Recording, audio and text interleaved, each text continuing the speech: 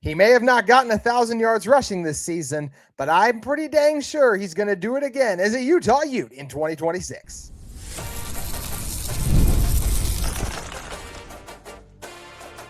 You are Locked On Utes, your daily podcast on the Utah Utes. Part of the Locked On Podcast Network, your team every day.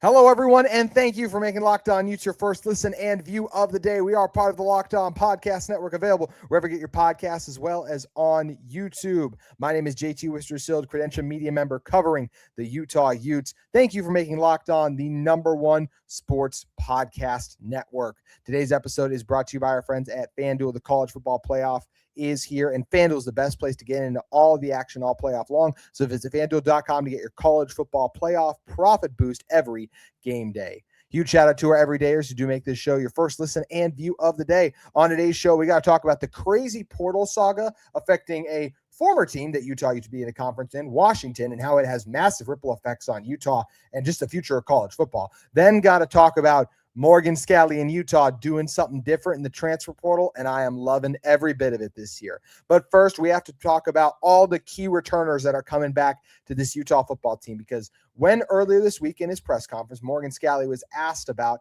hey, how do you want to build your culture at Utah, and what's your strategy with the transfer portal? He said, I'm huge on retention.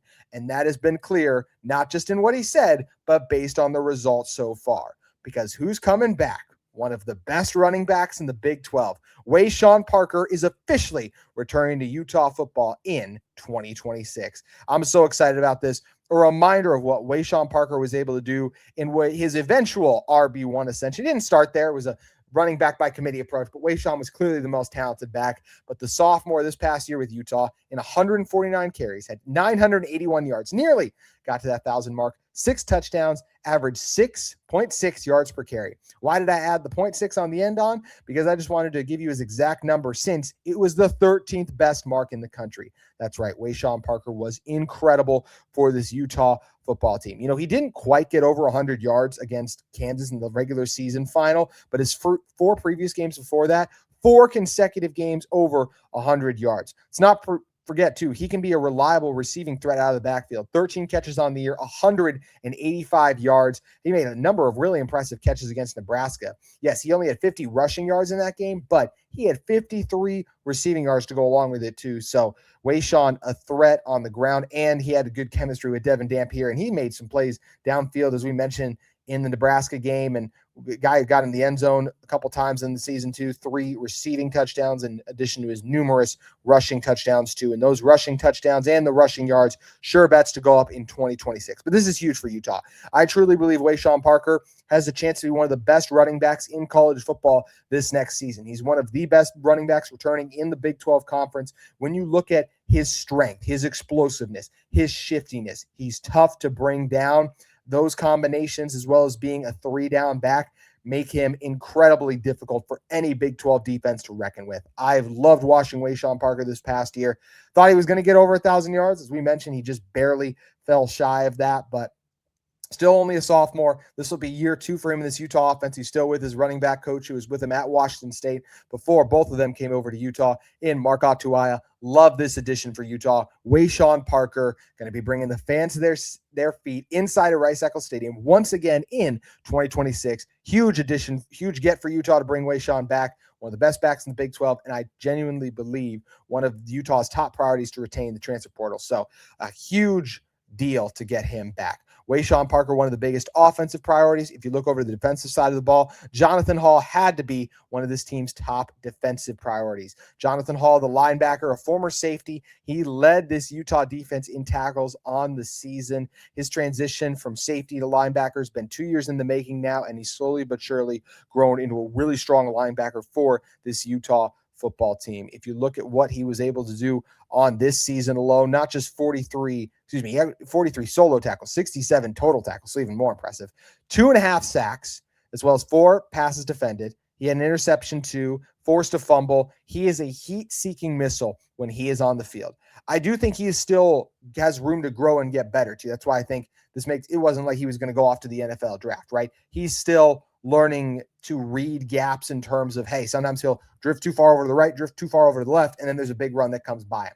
But it's also, look, this is a very aggressive Morgan Scalley defense, so not all of the run issue defenses, right, fell on him or the linebackers, the D tackles. It was a combination of all of them. And I will say to Jonathan Hall, it's hard to play behind defensive tackles when they are getting driven right to your second level, and that's what happened quite frequently this year. But Hall has sideline to sideline speed. He's a thumper. He has elite athleticism, as we mentioned. He can make some plays in coverage. He's a strong blitzer. He's a perfect fit in this Morgan Scalley defense. Another offseason to grow stronger, continue to get more comfortable in that position as well with the offseason and just another season of football under his belt. I'm expecting big things out of Jonathan Hall, who, as of right now, would be the odds-on favorite to lead Utah in tackles in the 2026 season, too. So big deal for this Utah team to get Jonathan Hall back. But he's not the only guy coming back on defense.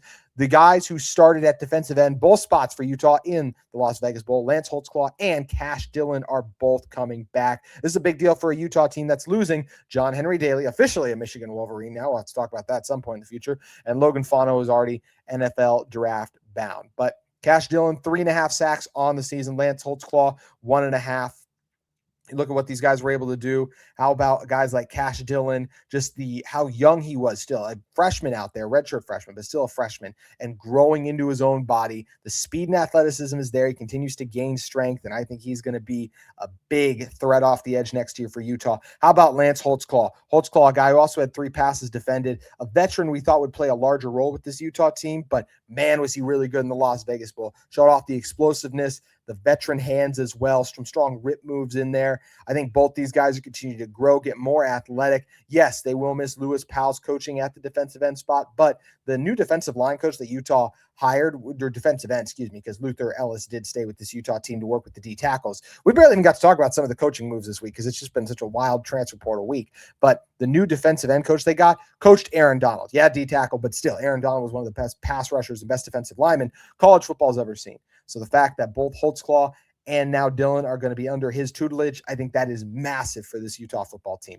I think either one of these guys, as we stand here today, would be the odds-on favorite to lead Utah in sacks. I'll lean Holtzclaw right now, although I could see Kash Dillon having a not exactly John Henry Daly type season, not over 10 sacks, but I could see a really strong 8 sacks for him next season. And I think that both these guys, because of the speed, athleticism, both growing in their hand fighting as well, more so Kash Dillon there. And I'd say Holtzclaw, a bendy athletic edge rusher who he's still growing a little bit too. I think Utah pass rush will be in good hands, even if there could be a slight drop off next year when you just look at just how good John Henry Daly was. Hard to replace one of the nation's best pass rushers. That's what Utah has to do. Outside of that, who's coming back? Mana Carvalho is coming back, the punt returner, who I do think can make some plays in, look, we haven't seen what the new offense will look like under Kevin McGivern, but I still expect athletes to get opportunities to make plays. And Carvalho was a strong athlete. Remember the play he made in the spring game? He's a strong punt returner for this team too. So you get your punt returner back, maybe a guy who can do some things on offense too. Excited to see more of Carvalho's role with this team. Just like I'm excited to see more Nate Johnson with Utah. I was really hoping Nate Johnson would stay, and he is going to be staying. And this is a guy who we thought would put up a little bit bigger numbers than he ended up putting up, but still 24 rushes, 225 yards. He averaged 9.4 yards per carry this past season, had a touchdown on the ground, made some plays as a pass catcher too. I'm excited for more Nate Johnson in this Utah offense. When you're as fast and as speedy as Nate Johnson, you get opportunities on the field. Nate Johnson is going to get those. I think he's going to maximize them. So Utah getting a couple guys back. We talked about Jackson Benny, Elijah Scooby Davis coming back too. There's other guys that are returning for this Utah football team, but those are the biggest names. Love that Morgan Scalley said, Utah would prioritize retention. They've done that. Making moves and getting some of their top players back in the portal. Obviously lost a few too, but getting some of the best guys back is big. But one thing I've also loved that Morgan's done is he's changed Utah's portal approach, and it's paying off massively already.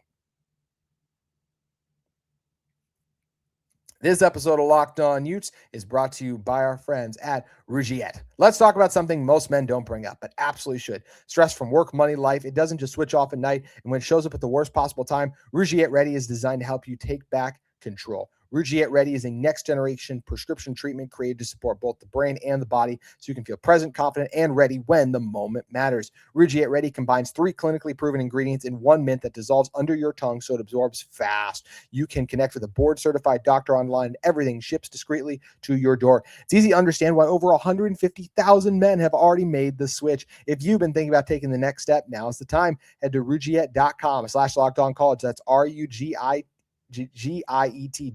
RUGIET.com/LockedOnCollege. That's all caps, no spaces. Get 15% off your order for a limited time. Rugiet Ready. Feel present, feel confident, feel ready with Rugiet today.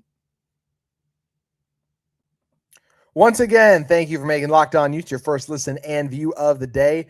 A reminder, you guys can join our Everydayer Club today. What is the Everydayer Club? Well, it's an opportunity for you guys to get an ad-free version of this episode, and you can also head over and join for an opportunity to interact with me and other Utah fans and other Big 12 hosts and other college football hosts with Locked On in our Discord chat. So all that and more information available in the Everydayer chat, Everydayer link below. Now, I talked a lot this offseason, or it's been a brief offseason, right? But I've talked a lot lately as soon as the transfer portal started. Utah needs to do things differently in the transfer portal this season, whether it's Kyle Whittingham or Morgan Scalley. Something has to change if Utah football wants to succeed in 2026. And you might be thinking, well, this Utah football team's been doing okay. They succeeded in 2025. Yes, they did. But why did this Utah football team have so much success this season? Devin Dampier was really good. The play calling was really good too. There's a lot of factors you can point to. But if you were to say, JT, what's the number one reason that Utah football ended up being a top 15 team this season? I'd say they had a top 5 offensive line in college football. And they lose every single one of those guys, left or right. Caleb Lomu, Spencer Fano, NFL bound. Jaron Kump, Tanoa Tongai, and Michael Mokafisi, all out of eligibility, barring something crazy with college eligibility, because we always know that eligibility is never a for sure gone thing. I mean, Carson Beck is playing 7 years of college football, right? Like, he just won a playoff game tonight. So these things happen. But all 5 of those guys are gone. So the best part of your team is leaving. And not to mention your offensive coordinator too, and some other key pieces. Orion Davis is gone. Dallin Bentley's gone. The less said, the better about the Utah tight end position right now. And I know J.J. Buchanan basically became a wide receiver for this team, but sheesh, there is not much left of that tight end room. So it'll be interesting to see how Utah uses that position. They did hire their new quarterback coach as well, who was last year's Oregon State offensive coordinator. Then obviously the Beavers made change. But Utah, the reason I say they have to do things differently is in the past, under Jim Harding, Utah has completely ignored the transfer portal in the offensive line. They grabbed one transfer offensive lineman last year. It was a guy who was committed to USC, was a 4-star there, then transferred to Utah, rode the bench this year, as it made sense he was going to do that because he was a late spring ad too. And it was like, okay, then next year this guy could be our starter. Well, no, he hits the portal before he's even going to compete with the job. So I'm looking at this offensive line and I'm going, the cupboard is almost completely bare. The only guy with any sort of meaningful game experience this season was Keith Olson. And he came in to start at right tackle in the bowl game alone against a terrible Nebraska defense, if we're just calling it what it is. So Keith Olson is still in many ways unproven. So and he's the most proven of the guys who will be starting for Utah along the offensive line next season. So I implored Morgan Scalley, Utah's new offensive line coach, the legend Jordan Gross, please, especially with Isaac Asiata leaving too, Jim Harding's gone now. There's a lot of work to do on this O-line to replace what you lost. I was saying, please, you have to hit the transfer portal. And Utah's listened. We talked about it a little bit on yesterday's show, but I can't even tell you guys how many backflips I attempted to do. Can I do a backflip? I may not stay. But when I saw the news that Utah added Ohio State offensive lineman Isaiah Kema, who was with the Buckeyes this past season. He actually was the 23 high school class, but he served his mission for 2 years and then joined Ohio State. He actually played as a backup this last year for Ohio State. He played 31 snaps, according to Joe Coles of the Deseret News, for the Buckeyes and earned an overall PFF grade of 68.2 and a pass blocking grade of 76.4. Now, granted, 31 snaps ain't a lot. A reminder, like the normal offense sees easily 50 snaps in the game. So he didn't see a lot of snaps, and he saw him in blowout fashion. But this is a guy who was with what? A championship-level program. What else was he with?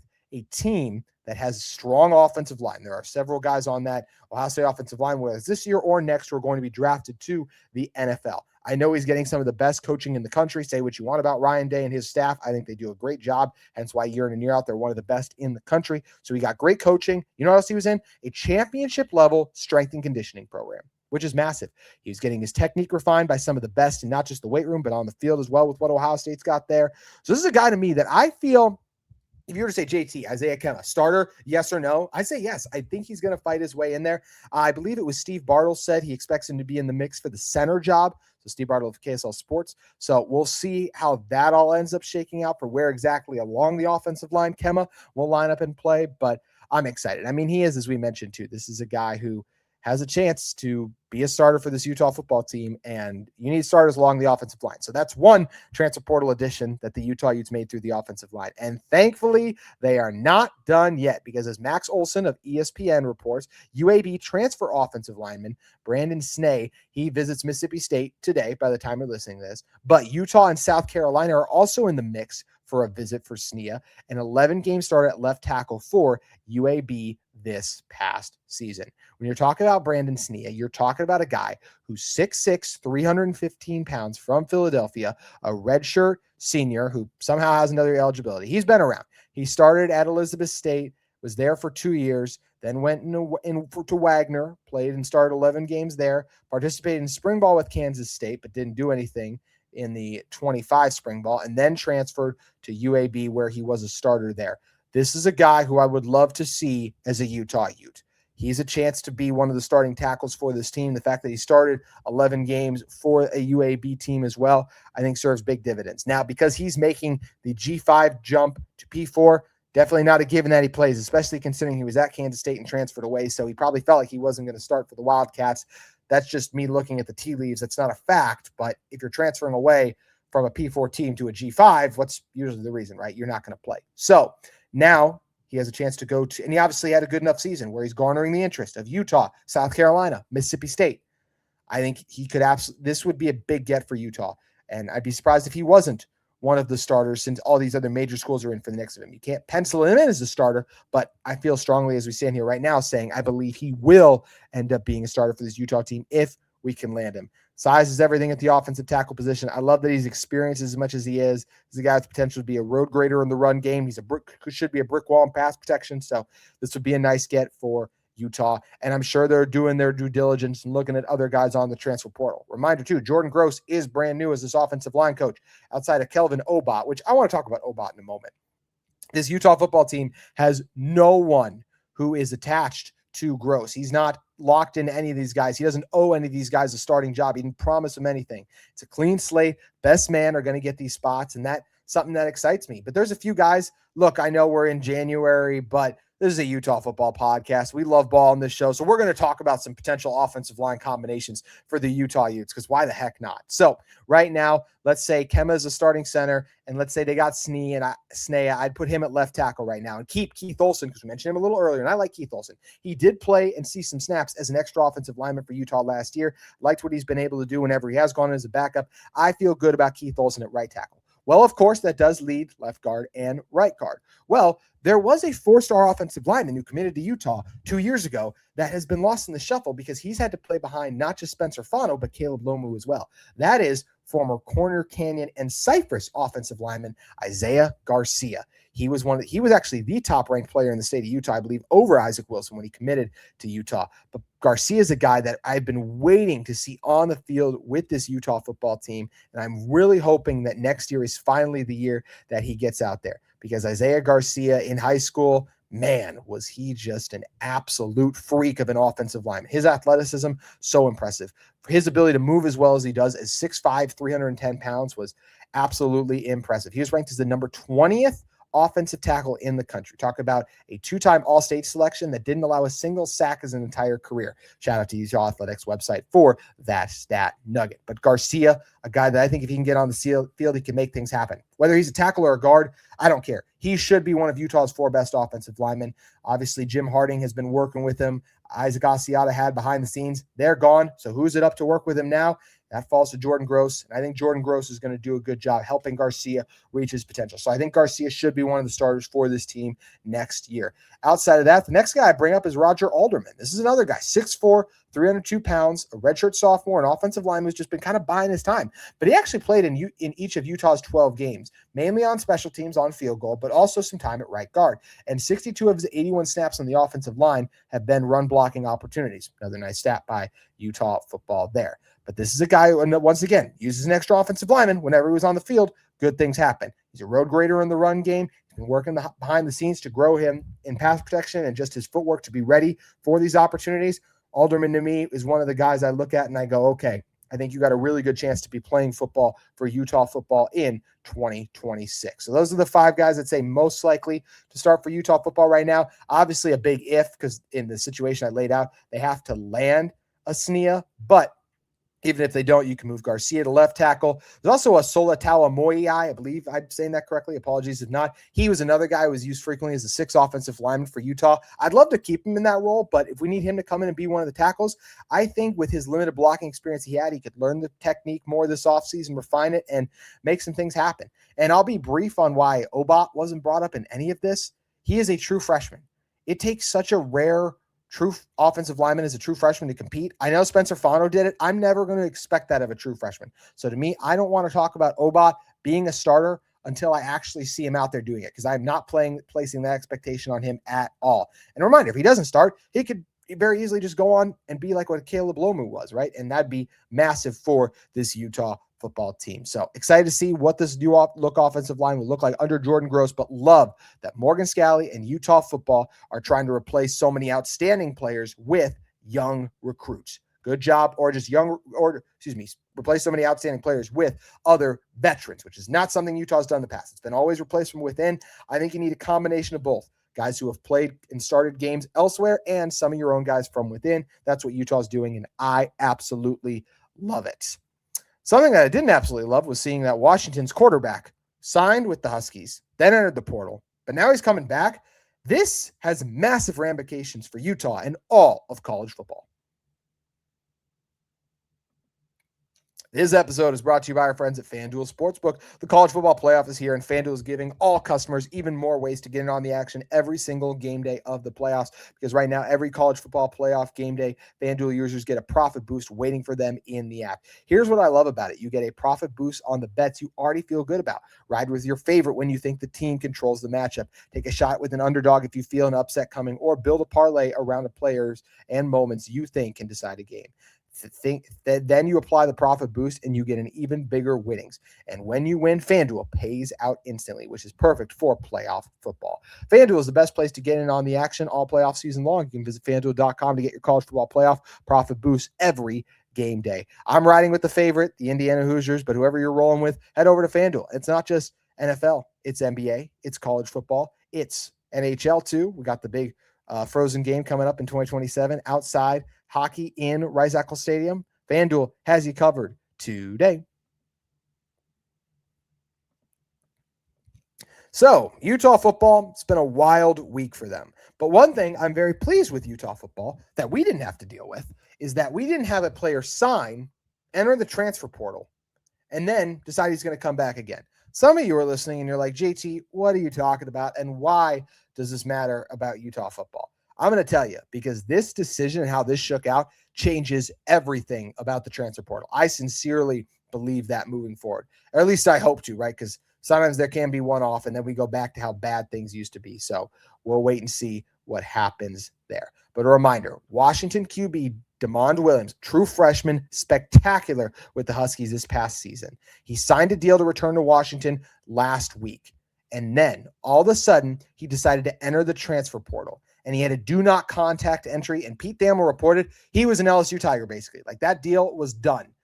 But he had signed a deal to return to Washington. That was supposed to be done. Then entered the transfer portal. But then things got weird. His agent actually dropped him earlier today. And he has announced his intent to return to Washington. And that was today. And it was kind of like, whoa, right before the college football playoff game. Like, what's going on? Well, Washington's coach Jed Fish said, DeMond and I have engaged in very honest and heartfelt conversations about his present and future. We have both agreed the University of Washington is the best place for him to continue his athletic, academic, and social development. I appreciate DeMond's statement. I support him, and we will work together to begin the process of repairing the relationships and regaining the trust of the Husky community. His first touchdown pass, he'll have repaired that relationship and trust pretty good. Matt Zeinert of CBS Sports, who does a great job. We talk about his reporting frequently. He had a couple of notes on Williams deciding to come back to Washington. It wasn't just Washington that was going to fight DeMond Williams getting out of his contract and leaving. The Big Ten was too. So he had the whole conference going against him. Williams' Washington contract, which could max out to close to $5 million, makes him one of the nation's top few highest paid players. And I agree with that, and he could very well possibly be getting even more.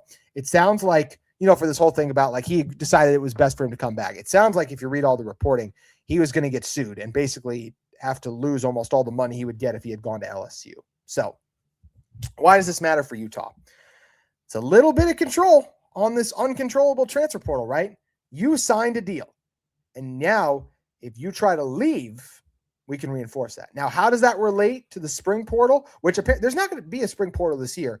So they say for now, when a guy wants to leave, we'll see how that gets affected. But they could also circle back to this same thing. If you sign a deal, locking yourself in, and you try to leave, they were able to enforce the contract and keep Williams in Washington. This is huge. This means for Utah, you get these guys to sign on a dotted line, and they're not just going to be able to bolt. And there's been a lot of situations over the years of college football players agreeing to a deal.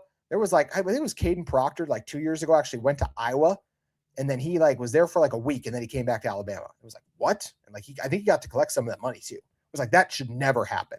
So this is great that they're trying to control the transfer portal. And this is great for a team like the Utah Utes because, as we know, Utah's in a similar spot to Washington. If the LSUs, we're dealing with this with Michigan right now, when the top dogs come calling with the best NIL deals or whatever else might be a reason these guys want to transfer, Utah has a hard time holding on to them because it's hard to compete with the best resources in the country. So this is big for Utah. If you can convince a guy to stay and then all of a sudden some crap happens at another school, that guy can't be oh, now I am going to go in the portal and go sign a deal with them because they're going to give me more money. That can't happen, according to this deal that Washington was able to enforce and get Williams to return up to the Huskies. So this is huge. This is big for all of college football. Hopefully this sets the precedent that everyone has to follow moving forward. I'm very intrigued to see if that's the case, but it has me feeling optimistic about some of the portal crap getting under control. So hopefully this means if Utah gets their guys to sign, they are locked in for at least however long that deal is signed, a year. Maybe it's even after the spring portal. I don't even know. And once again, there's not supposed to be a spring portal. I just have my doubts if they'll be able to hold that fully intact, but they held this intact. So maybe signs of change and control of the portal coming. I'm an optimist. All I can do is hope. Thank you guys for making Locked On Utes your first listen and view all week long. That is going to do it for our show. What a wild week it was. Morgan Scalley introductory press conference. The Wednesday was the craziest day I think I've ever seen covering this team in the offseason outside of when Utah left the Big 12 or the Pac-12, of course, for the Big 12, right? So there's other examples of that with stepping down, but for just the amount of news that dropped, absolutely crazy. Let me know in the comments below what you think the best signing was for the week. Brady Pagan, the wide receiver from Utah State, got to be right up there, right? But there's a lot of other quality additions that Utah made. Some tough departures too. So much happened this week. We have to talk more about Scalley's press conference. We got to talk more about the coaches Utah brought in. And obviously, all the rage in college football is the transfer portal. So we'll be talking about that next week as well on Locked On Utes. If you're in the market for a second listen today, check out Locked On Big 12 or Locked On College Football. As a reminder, you can join our Everydayer Club for an ad-free version of this podcast and get in on the Discord chat. I hope you all have a wonderful weekend. As always, go Utes, and don't ask me for a pick on the Utah BYU basketball game because I ain't feeling great. Hope to be wrong, though. We'll talk about it next week on Locked On Utes. We'll see y'all then.